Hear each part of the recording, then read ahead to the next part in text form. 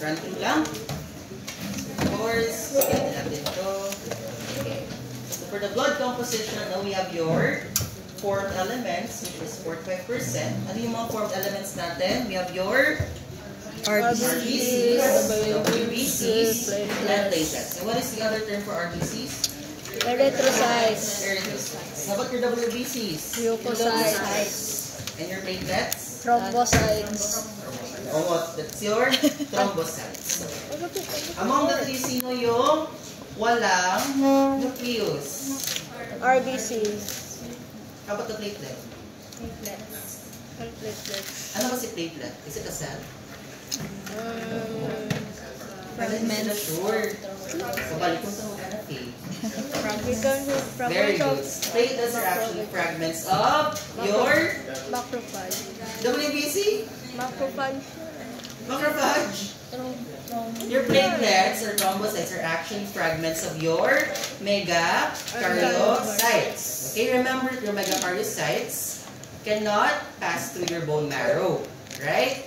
Therefore, it disintegrates and undergo fragmentation for it to be distributed to the bloodstream in the presence of platelets. So among here, the three, ang walang nucleus here is si RBC, WBC, and platelets. However, possible ba na magkaroon ng nucleus si RBC? Yes. How? Very good. Pagyang kasi RBC. Okay?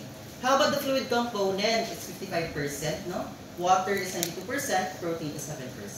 So what do you call now the fluid component of the blood? Plasma or serum. Now what's the difference between the two? Serum is what? Serum is formed when we're using what tube? Anticoagulated, coagulated. Si serum.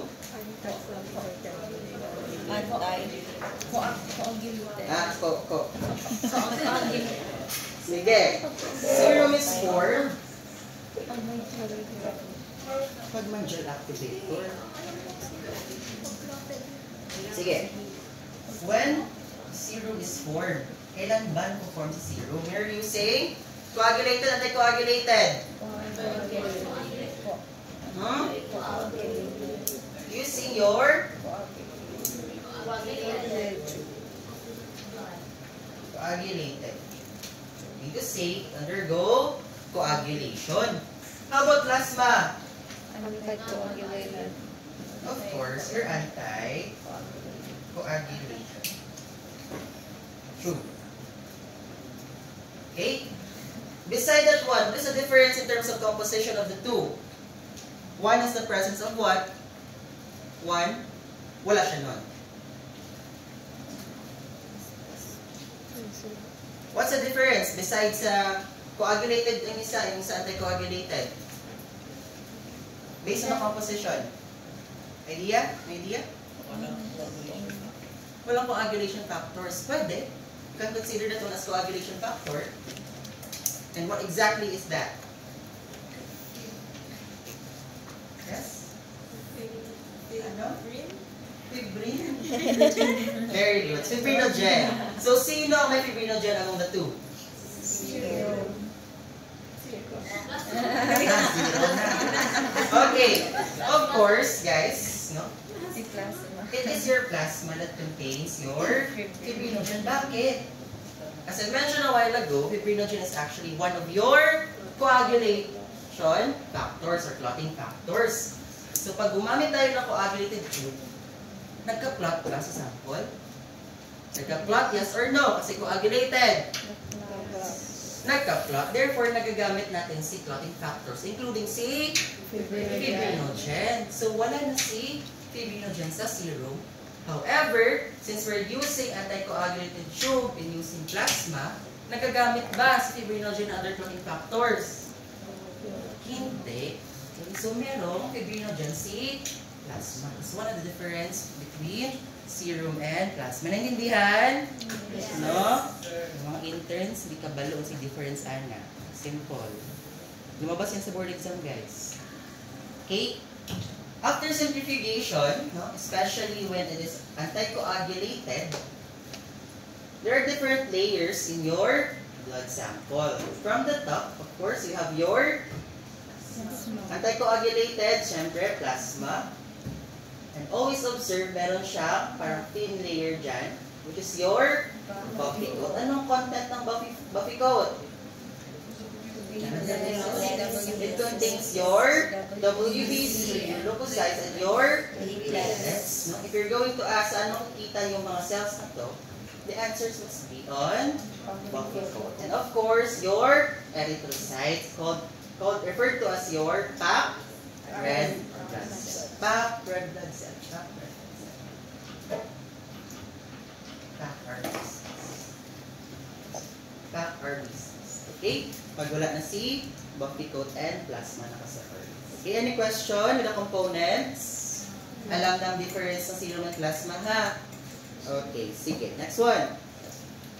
Of course, blood with anticoagulant. Pag sinabi natin with anticoagulant, clotting is prevented or irreversible. So, you're going to mix completely or invert 8 to 10 times, depende po sa anticoagulant na present. And pag sinabi nating anticoagulated blood, will you consider it as whole blood? Whole blood ba rin ba ang tawag doon? Pag anticoagulated blood? Pag nilagay natin ang blood natin sa tube na may anticoagulant, will you consider that as whole blood? Yes or no? Yes. May no pa rin. Yes! Nandiyan na yan, oh. You can consider that one as your whole blood. So pag tinanong kayo, ma'am or sir, kailangan ko ng whole blood, no? Anong tube ang gagamitin nyo or bibigay nyo? Anticoagulated na tube. For example, is your purple top. Okay. So after centrifugation, no, then you can get your plasma. As I mentioned a while ago, your plasma contains fibrinogen. Okay, ayun. Same pa rin yung definition. Ayan. Hemolize mo na. Ayan. So, ayun. We have your packed red blood cells, the barrier, kasi gumamit siya ng serum separator, and of course, your plasma. Okay. So, pag nag-centrifuge kayo ng purple top, no, walang magsasabi ng serum. Dapat plasma yun. Okay? Sige. When ba kayo magsasabi na serum yun siya? If you're using what top? Gold or red. Very good. Okay. How about blood without anticoagulant? No, spontaneous clotting occurs and is irreversible. Fibrinogen is converted into fibrin strands. So, fibrin strands entrap your cells. It will create a mesh, no? Parang trap, where it will go into trap your cells. So, under centrifugation, after centrifugation, anong tawag natin sa liquid portion natin? Serum. Serum, not plasma, no? So, serum lacks fibrinogen. Kasi nagamit na during clotting. Okay, naintindihan ng difference? Okay. If you can observe, meron bang buffy coat? Wala. 2 layers lang siya. You have your packed RBC and your, what do you call this one? Serum. Serum. Very good. Okay? Plasma versus serum. Si plasma, merong fibrinogen. Si serum, wala. It's the liquid portion of your anticoagulated blood. At the same time, si serum is the liquid portion of your coagulated blood. Okay, any question? Wala na? Okay, let's proceed. Okay. Now let's discuss the appearance of your serum or plasma. It is usually in normal conditions, clear and yellow. Once pumunta na kayo sa AUBF nyo guys, no, especially in body fluids, hopefully ma-discuss nyo, most of your body fluids has the same color with your plasma or your serum. Clear and yellow, with some exceptions. Okay? Pag abnormal naman, ang ating appearance, no, probably due to hemolysis, hemolyze yung sample, your serum or plasma will turn into pink or red because of ruptured RBC. Pag sinabing icteric, guys, no, it's the medical term for what? Icterus. Icteric you can actually associate that on jaundice, no? Dark orange or yellow coloration of your serum or plasma caused by what? Analyte? Bilirubin. Okay, bilirubin. And lastly, lipemic naman if yung sample is cloudy. Presence of fat, especially your triglycerides. Alam na ba kung anong purpose ni bilirubin? Alam na ba kung ano or sino si bilirubin? Hindi. Okay. So for the overview lang, si bilirubin is actually one of the degradation products of hemoglobin in destruction of your RBC. So nasisira si RBC, the heme and the globin portion of your hemoglobin will separate. And in the globin portion, no, magiging recycled na naman siya. And sa heme portion natin, nakuform si hemoglobin. Si bilirubin. Okay? Yun lang. Don't worry. Discuss natin yan sa sisilan. Okay. Ito. Cases of jaundice, no? Kung siya nag-hysterical sample. In leukemia naman, milky. Yung sample due to triglycerides. And of course, hemolysis, no? You have different reason as to why na-hemolyzed yung sample. One of the most common reason is hindi proper ang venipuncture. Okay, for the serum tubes. Pag sinabing serum tubes, ano yung lipid portion natin?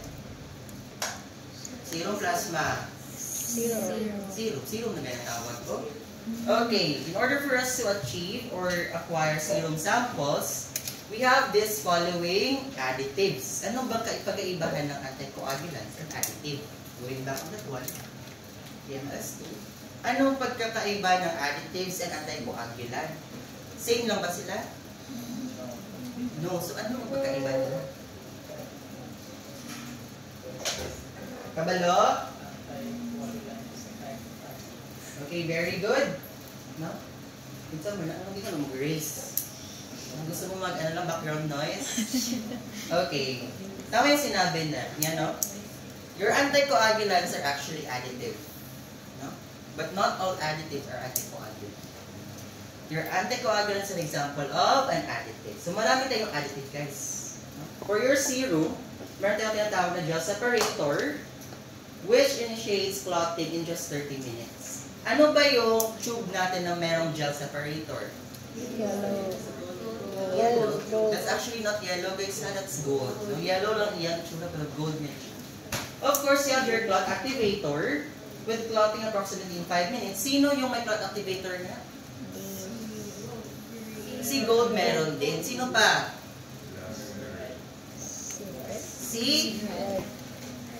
Si red. What specific type of red top tube? Glass or plastic? Glass. Si glass. Okay, sa si glass. Merong clot activator. And of course, without GS, your gel separator clot activator, usually 1 hour po ang clotting niya. Okay? Any question with the serum tubes? Review lang po, guys. Okay. For your first one, you have your red top. No? Pag glass, wala siyang... Tatawa ba yung sagot niyo kanina? Pag glass, wala siyang additive. Pero pag plastic, meron. It's your clot activator. Bakit walang additive pag glass? Bakit? Ano kung plastic na yung clot activator pero kung glass wala? Ano man? Okay, sige, ako na. No? Walang clot activator or additive sa glass kasi glass itself initiates clotting. Okay, remember that you have your contact factor, we have our glass factor sa ating blood. Once our blood come in contact with glass, automatic your coagulation cascade will be turned on. Meaning to say, hindi na kailangan ng clot activator once your blood come in contact with glass. Kaya wala siya. In comparison to your plastic, kailangan niya ng clot activator. So, kailangan ba i-invert si glass? No na. How about your plastic? Need pa ba i-invert? Yes. Okay. Need siya i-invert. Nandiyan naman this. Okay. So, blood clots in the serum is separated by centrifugation. Anong ginagamit? Ginagamit siya in serum chemistry, in immunology and serology, and of course, blood bank in cross-match. So, number of inversion. Pag plastic, 5. 5. Pag glass, 1. Okay? Sige. Any question? Okay, next one. Your gold top. Of course, ano yung additive ng gold top natin? Gel and cloth. The gel and the cloth activator. So, paano ba yun? We have your SST, your serum separator tube. Contains a gel at the bottom to separate blood from serum during centrifugation. So, anong purpose ng gel? It will, of course, it will separate. And of course, it will prevent the disturbance of your RBCs, no? Yung usahay, we're going to perform pipetting. Hindi ka pala symmetric mag-pipette, na-disturb si RBC. So, with the presence of gel, minimize natin ang effects ng disturbance of RBC. So, saan siya ginagamit? At serum chemistry. So, sir, hindi siya pwede gamitin sa IS, sa immunology and serology. Bakit? Because your gel traps antigen and antibodies. That's why it is not advisable to use gold top tube in immunology and serology. Yun yung effect niya sa ating antibodies and antigens. So, ilan yung inversions? Same pa rin. Tandaan ha? Okay. How about your orange top? It contains what? Additive? Okay. Ang hindi ko alam ng mga atis and kuya sa 4th year. So, your orange top has this additive called thrombin. Your thrombin now will serve as a clot activator with gel for serum separation. It will activate what? Your fibrinogen to fibrate. And ginagamit siya, very specific, during STAT serum chemistry. Anong ibig sabihin ng STAT? Short turnaround time. Short turnaround time. Bakit ginagamit siya sa STAT serum chemistries? Kasi it will only require how long? Ilang minutes lang ba mag-clot si orange top? 5 minutes?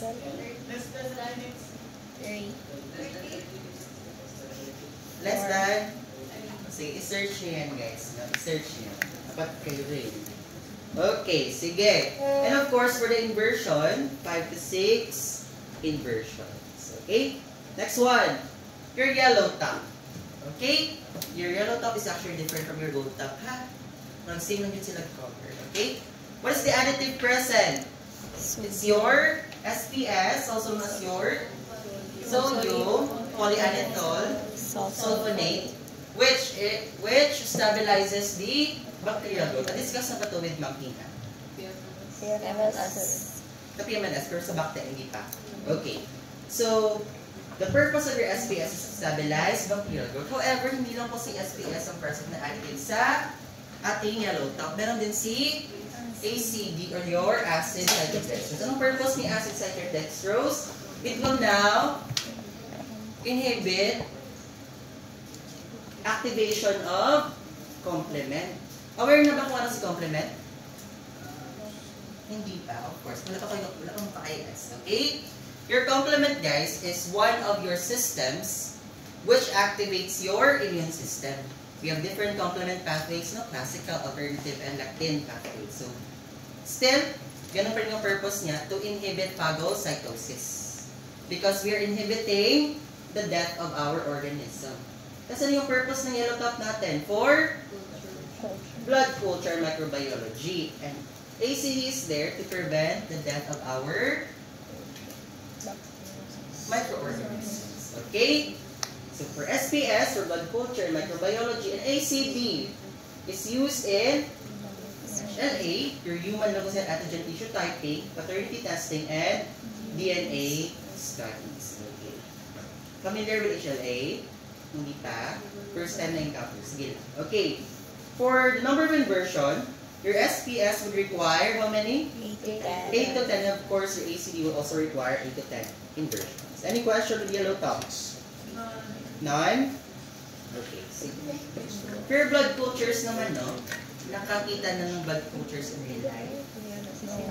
Yes. Bottles? Yes, sir. Naka? Kay Ma'am Kat, di ka na bati. Kay Ma'am Kat. Okay. Don't worry, you will work with blood cultures, guys, no? Before, our blood cultures are actually used to nilalagay ang blood dito, of course, with the nutrients. Before, manually siya dina-determine, then i-plant. However, ngayon, meron tayong tinatawag na machine called the back alert. All you have to do is put the blood sa bottles, lagay natin sa machine, and wait for how many days, and then mag-alarm siya. Kasi meron siya, kita niyo to, sa baba. This is actually a color indicator.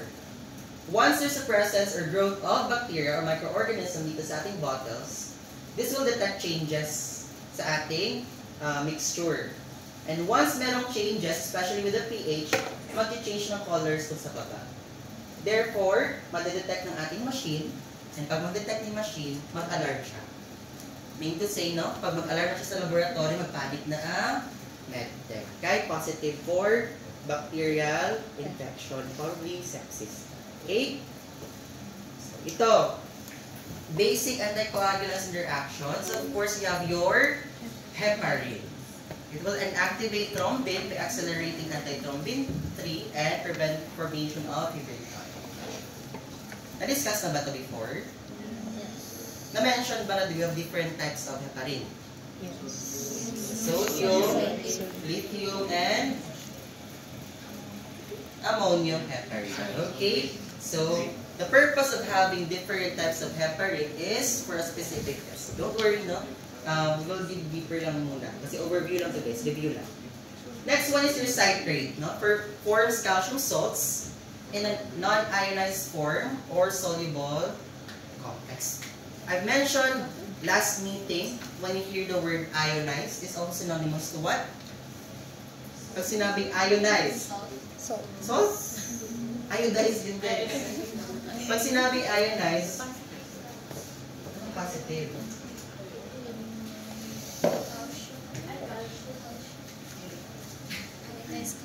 Is also synonymous to what term? Free, very good, no? When you hear the word ionized, it's also synonymous to the word free. I mean to say it's not bound to any protein or any substances. So, dito sinabi, not ionized daw siya. I mean to say it is free or not? Not. Therefore, it forms a complex with a soluble substance. Soluble complex. And remember that citrate is very sensitive in terms of volume. Sino nga yung tube merong citrate? Light blue and black. Light blue and black. And remember guys, now we have a ratio for our light blue and black top tube. So, hindi pwede. So, hindi pwede.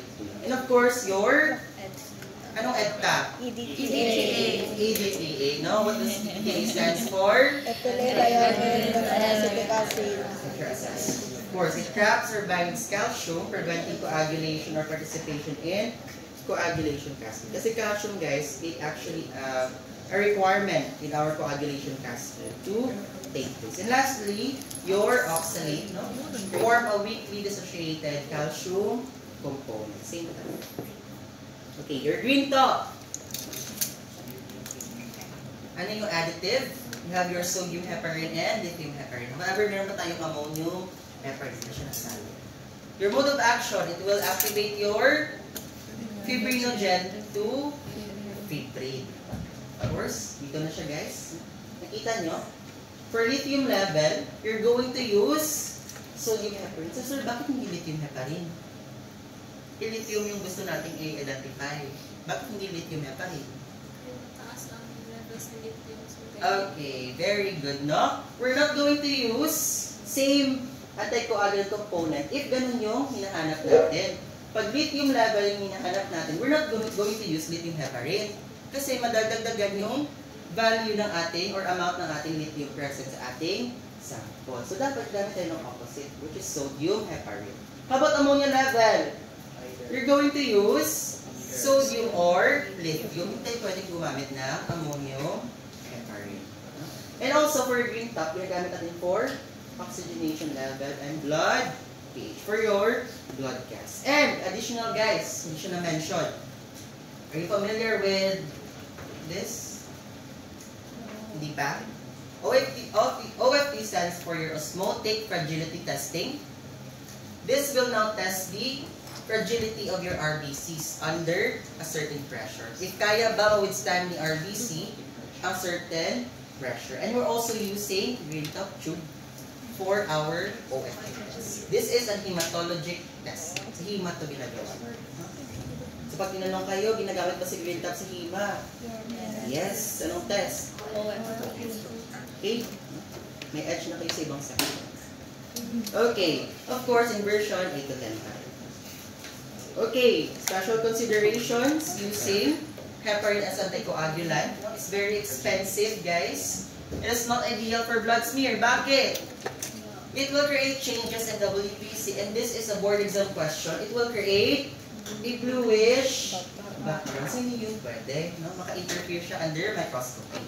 If test be done in 2 to 3 hours, specimen must be refrigerated. And RBC will swell within 6 to 24 hours at room temperature. And definitely, guys, no, hindi siya ginagamit for coagulation studies. Your coagulation studies is also referred to as your mixing studies, also referred to as your substitution studies. So, pag narinig coagulation studies, substitution studies, or mixing studies, they're all the same. No? Si atin, kung yan yung sa 14, hindi alam. Kung ganyan. Sinagot ako ng green top tube for coagulation study. So, ano ba dapat ginagamit for coagulation study? Gold. What color? Gold or Gold! For coagulation studies. Very good. It's your light blue top tubes. Okay, it's light blue top tubes. Okay? Sige. Of course, you have your light green top tube which contains your gel. Si green, wala. Si light green, meron. And of course, your lithium heparin as your anticoagulant.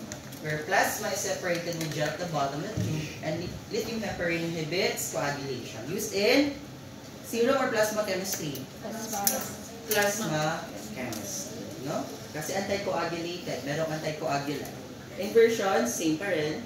8 to 10. How about your light blue top tube? Anong additive? sodium substrate. Guys, if you're going to answer kung anong additive or anticoagulant ng light blue top tube, please include the concentration kasi it's really important to include that one kasi may kapareha siya na anticoagulant na ibang tube. Okay? So that will be your 3.2% or 0.105 molar or 3.8% or 0.129 molar buffered sodium citrate. Anong purpose ng buffer? Bakit buffered siya? Ano ang purpose ng buffer? It will maintain your very good. Maintain your pH. Okay? Any question? Okay. Mode of action, it forms calcium salts in a non-ionized form pa rin or soluble complex. Uses for coagulation test, specifically your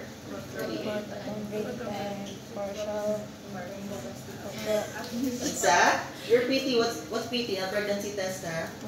PT is prothrombin time and your partial thromboplastin time or APTT, activated partial thromboplastin time. Okay, it uses 9:1 ratio of blood to anticoagulant. Pag sinabi natin anticoagulant to blood, ano yung ratio? 1:9. Now be mindful about that, no? Number of inversion? 3 to 4. Very good. Any question you like to talk? Meron? May question? Wala? Answer. Okay. So, inuuna ba to siya in order of draw? Hindi. Sino inuuna? Yellow. Yellow. And afterwards? Blue agad. Hindi kayo mag-discard. Discard already. Guys, ha? Discard first using your red top tube before you collect for light blue. Bakit? Bakit kailangan yung discard tube? Because your first puncture might contain tissue fluids. And tissue fluid, guys, is actually one of the components of coagulation cascade. So without having your discard tube, probably, pag nag-collect kayo agad, clotted na yung sample niyo. Kasi merong tissue factor. Tissue fluid. Okay? Naintindihan? Okay, sige. Next one, ito na. Your black top. Ano yung additive? 3.8% offer sodium Okay, size. no? Very similar, no? Pag hindi nyo nilagay yan, mali. Same pair ng mode of action, used in Yes, sir. Western Grand sedimentation rate, but not limited to. Specific to Western Grand, kasi we also have different sedimentation rate, no, ESR, pero hindi blacktop yung ginagamit. No? EBTA yung ginagamit. So, for Western Grand, specific siya, blacktop yung ginagamit. Ano yung ratio? That is 4 blood to anticoagulant. How about yung light blue? Ano yung ratio? 9 is 1. Remember, magkaiba sila. And for the number of inversions, ilan nga? 3 to 4. Okay. Next one. You're here with light blue stopper. Are you familiar with CTAD? Ngayon lang ito na-encounter? Or nakalimutan lang? CTAD? Okay. Sige. May naka-remember daw guys. Alam ko. Okay. The additive present is your citrate, your theophylline, your adenosine, and dipyritamol. Sige. Ano yung purpose nito? No? Same pa rin, very specific, selected platelet function assay. Kasi itong mga substances na to, necessary for platelet analysis. And of course, for routine coagulation, determination. Same time. Number of inversion, 3 to 4 pa rin. Okay, next one. Your favorite, your EDTA. We have two. We have your liquid dipotassium or K3-EDTA sa glass and spray dry dipotassium or K2-EDTA in plastic. So, it was a past board exam question, which is more effective? Si K3 ba or si K2-EDTA? What do you think? K3 or si K2? Sorry. Okay, no? It's actually found out that mas better si K3-EDTA kasi liquid siya. It is readily mixed with the sample. In comparison to spray dry, powder form kasi yan siya, guys. So, there's a tendency no, na hindi siya ma-mix properly sa sample, especially if nakalimutan mag-invert. Makibugol lang siya dito. So, mode of action prevents clotting by anong chelation? By chelation. Ano yung chelation? It's the process of removal of chelate. The process of removal of calcium ions. Chelation. Yes, sir. Process of removal of calcium ions. So, saan siya ginagamit? Ano magkilig-kilig mo? Your calcium? Yes, sir. Kasunod tayo Ano ba? Okay, doing that, no? The EDTA is used in hematology, especially for CBC, and of course, blood bank cross-matching, no? Mention nyo na lahat, guys, no? Lahat na nakikita, walang tago dito. Okay? Saan ginagamit si EDTA? What section? Hematology and blood bank. Okay. So, ano yung liquid portion pag ginamit na natin ng EDTA? Zero plasma. Plasma. S de la caro, labayo na. Plasma is sa plasma. Meron tayong anti-coagulant present. Okay? Sige. What are the sources? No, we have two types of our EDTA. We have your disodium, EDTA na salt, which is powder. Ang tawag sa kanya is Versine. How about your dipotassium salt na EDTA, which is liquid form, cytosine. The other term for that, guys, your Versine is your K2 and your sequestrine is your K3. Sequestrine, ilang syllable? 3. Versine, ilang syllable? 2. Therefore, K2 si Versine. K3C, tandaan ha, kasi lumalabas niya sa histone. Okay, sa histone. Si Versine, K2, sequestrine, K3. Okay, how about special considerations, no? Blood smear should be performed not more than 4 hours. Bakit? It will cause red cell shrinkage. So it's actually much preferred to have your blood smear performed on fresh blood. No? Pero pwede rin naman. Any question? Wala? Ay, wala pa. Favorite na tube. Okay? For your pink top, hindi nito alam ng mga artists and kuyas nyo. Your anticoagulant here is yours. Spray coated red dipotassium PTA. So, Versene sequestrine. Versene sequestrine. Versene. Okay, guys, no? Same pa rin. Prevents clotting by chelation. Saan siya ginagamit? Whole blood, hematology determination, molecular diagnostic, and blood banking, no? Cross-matching. And please highlight na natin yung molecular diagnostic kasi yan yung specific function niya. And of course, 8 to 10 inversions pa rin. Yung white top, dipotassium PTA with gel for plasma separation. It's specific for molecular diagnostics. Your tan top, same pa rin, dipotassium or K2ETA na plastic. Same pa rin na mode of action, no? Chelation. And for specific for what? Lead. Ano lead? Let's go! It's for your blood determination, no? Tube is certified to contain less than, sa board examination, less than 0.1 micrograms per ml of Lead. lead. Other term for lead is, ano bang chemical symbol ng lead? PB. Why PB? What's the old term for lead? Very good. Plumbus or plumbo? Are you familiar with the condition plumbism? It's actually your lead intoxication. Okay? That's for your lead determination. So in cases of lead intoxication, yung gamitin natin top is that. No? Okay, any question with that one? None na. No, ginagamit siya sa toxicology. My favorite. Okay? Your gray top, tube. Ano yung additive na present? You have your sodium fluoride and your calcium oxalate, pwede din sodium fluoride and sodium PTA and your sodium fluoride. Okay? Mode of action. Your potassium oxalate or sodium fluoride will serve as your anticoagulant, no? And your sodium fluoride, which will serve as your anti-glycolytic agent. This is not your anticoagulant. So, pag tanong kayo, what is the anticoagulant in the gray top tube? Potassium oxalate or sodium EDTA. What is the anticoagulant?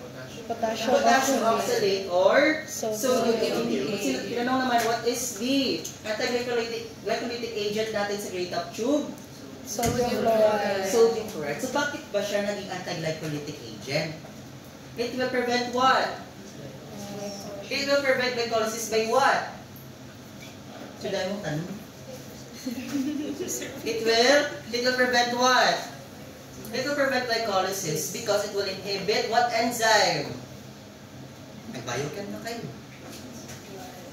Myrisite, sa anti-glycolysis. Nag-biochem na kayo, di ba? Naturo ni Sir Bo ang glycolysis. Yes. Starts with your glucose 6-phosphate. Ala, sige guys. Huwag na lang. Sige. Your sodium fluoride, it will inhibit one enzyme in your glycolysis. And that enzyme that sodium fluoride will inhibit is your enolase. It will inhibit the enzyme enolase. Therefore, stopping the glycolysis. No? It will prevent the glycolysis by inhibiting the action of your enzyme enolase. Okay, tandaan ha. Therefore, it can preserve glucose up to 3 days. And gamit siya for glucose measurement with 8 inversions. Okay? Alam ba to? Or ngayon lang na-encounter? Ngayon lang. Sad naman. Okay, any question with the green top? May question pa? Wala na. Okay, sige. Okay, for clear top with red light erase copper. Additive, wala, because it's plastic. For use as discard tube or secondary specimen tube. Kailan ito ginagamit? Discard tube siya. When siya gagamitin? Before mag-light tube. Before filling your Light blue. light blue top tube. Okay, very good. Any question? For the order of draw. Memorize na to. No? Kasi mga mag-internship, dito pabaluan na. Especially with SPMC guys, no? They're using evaporated tube system. Hindi sila syringe doon. Sa ATS sila. Dapat alam to. So what's the first tube to be filled? This blood tube. Your, what color? Yellow top for Blood blood culture. culture. Next one, citrate. Pero required to have Discussion. Next one is your, Light blue. after light blue, Gold. gold your serum guys, no? And after your serum is your heparin. And afterwards heparin, EDTA. EDTA. And of course, last natin si grade. Pero marami yan siya guys na. But, are you aware ba with the order of draw for your micro collection tubes? Same lang ba? Micro collection tubes, familiar? Same lang? Okay, later we'll discuss if same ba talaga. No? Kung mali mo, ambak mo sa folklore ha? For the order of draw, first of course, the yellow for blood culture, the blue stopper, the serum with clot or gel separator, the heparin, the green stopper, and the EDTA, the lavender, and of course, the last one for the gray. Ano yung mnemonic niyo for this one? Green light blue. Stay. Stay lang. Kayo na bahala kung anong mnemonic niyo guys. Yeah. Green light blue. Sige. In relation to this one, same lang ba ang order of draw for micro collection tubes? No. You're going to perform capillary puncture.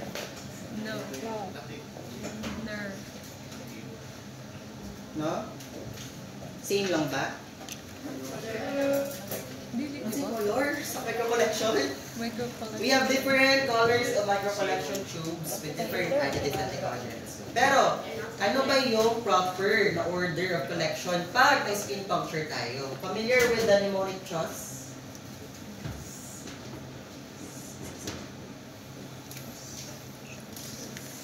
Okay. No? Sige.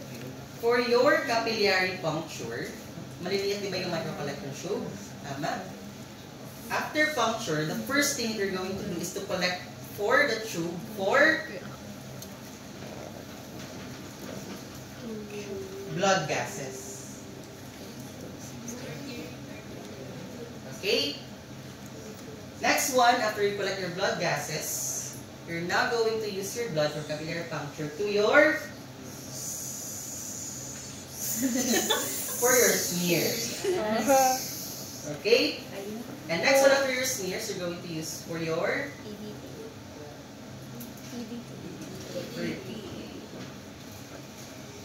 afterwards, other tubes na. And lastly, for your serum. So that is the order of draw for your capillary puncture. Iba. Okay? Again, tube 4, blood gases. Next one is for your smear. Next one is for EDTA. And then after EDTA, kung meron pang other tubes, follow siya. And lastly is your tubes for serum. Okay? Kaya na ba mag-puncture? Na maka-fill at least 0.5 ml using lancet? Ganyan kayo ko ano guys.